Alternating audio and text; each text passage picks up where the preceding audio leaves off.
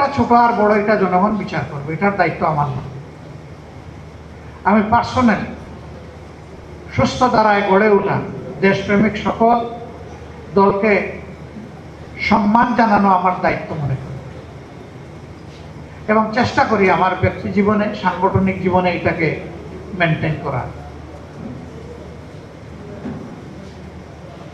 আমি কালকেও সংসদে বলেছি, আমি বিশ্বাস করি বর্তমান সংসদে সদস্য হিসাবে যারা ঢোকার সুযোগ পেয়েছেন, প্রবেশ করেছেন, তাদের সকলেই মজলুম। এর মধ্যে কেউ জেল কেটেছে, এর মধ্যে কেউ কুখ্যাত আয়না করেছিলেন, এর মধ্যে কেউ ফাঁসির মঞ্চ থেকে ফিরে এসেছেন, আবার এর মধ্যে কেউ নির্বাসন থেকেও দেশে ফিরে এসেছে। এরকম লোকদেরকে নিয়েই আমাদের বর্তমান সংসদ। এই সংসদ যদি মজলুম জনগণের দুঃখ না বুঝে, তাইলে কোন দিনের কোন সংসদ বুঝবে? এটি হবে চরম লজ্জা। 54 বছরের দফায় দফায় যে ফ্যাসিবাদ বাঙালি বাংলাদেশি জাতিকে এগিয়ে দিতে দেয়নি, সেই ফ্যাসিবাদকে 24-এর বিপ্লবীরা ছুড়ে মেরেছিল বঙ্গোপসাগরে, নালায় নর্দমায় ফেলে দিয়েছিল। এখন সেই নর্দমা থেকে এটাকে তুলে আনতে চায় তারা।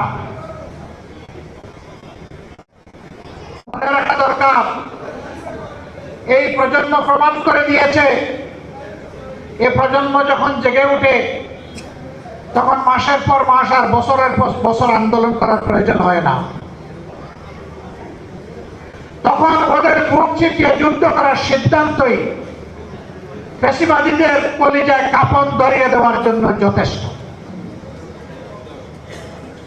আমরা বিশ্বাস করি এই প্রজন্ম যথাযথভাবে ফ্যাসিবাদের বিরুদ্ধে এখনো তাদের অবস্থান স্পষ্ট।